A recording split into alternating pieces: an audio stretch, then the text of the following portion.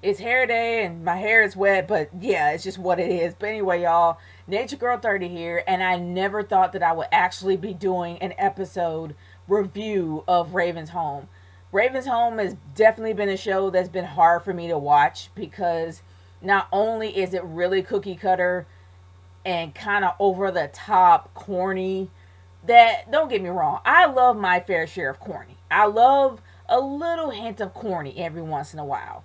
But if it's to the point where this is supposed to be a continuation of what happened to Raven Baxter and Chelsea, I forgot Chelsea's last name. But other than that, the seeing a continuation of their lives, you want to see some growth between the both of them. And honestly, there really hasn't been much.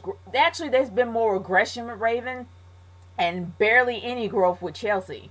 So seeing Chelsea and getting a glimpse of what she went through in her marriage, as well as finding out what really happened in her marriage, really makes me happy. It does, because I really had issues with her just being the stupid sidekick.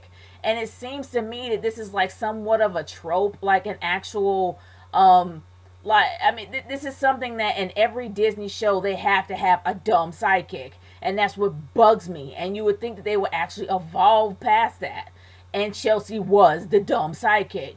But seeing how Chelsea was an inventor and she was the one that got all the millions and not her husband, that kind of makes me happy because it shows a massive amount of growth for her. And she actually, for the first time, was a mom for Levi instead of Levi being the mom for her or the dad. I don't know. It's just weird.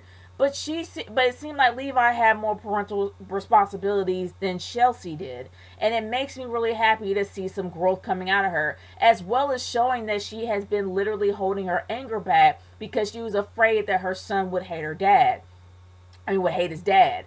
So I thought that was like, that's mind blowing. And then to see her be a mom at the end, even when she snapped on the kids and snapped on Levi, she kind of brought it back and actually showed that, you know what, she told the truth about she told the truth about Levi's dad to Levi.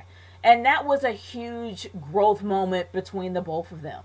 And I was like, finally, you actually do see some growth with Chelsea. And I was so happy to see that. And seeing how Raven was trying to bring it out of her in a typical Raven fashion, you know, you expect that out of her. But I really did like the fact that you saw a lot of growth coming from Chelsea. And also seeing how that Levi was going down the path that his dad went down. Because seeing how Levi was literally an undercover hustler, I was like, look at this guy. I mean, he was always smart, but that dude seriously was a hustler. Like, he knew how to play the game in a scary way.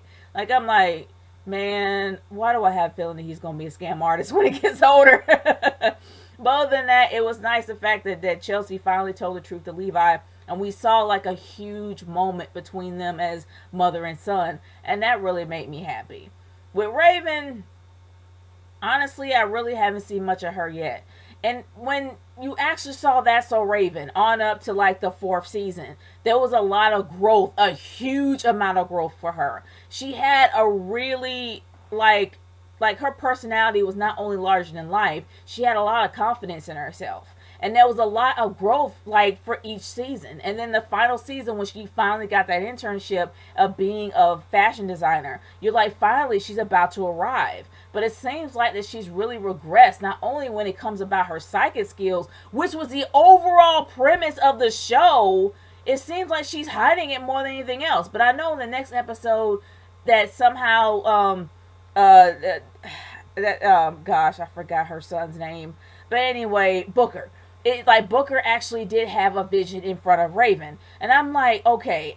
The one thing that still bothers me, and I know that I'm kind of getting off of a tangent of the actual episode. And I think it's called "Vending the Rules." I know I'm getting off of the episode here, but I kind of got to touch on Raven a little bit. She really bothers me because her character, that from the first four seasons of That's So Raven, had a huge progression of growth.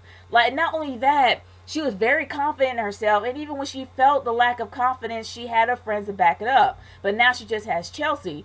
But now she's afraid of who she is. And the one thing that I really do remember is that her mom was open enough to tell her about her side. And her side happens to be psychic. And you pretty much saw the growth in her about who she is and learning about her psychic abilities.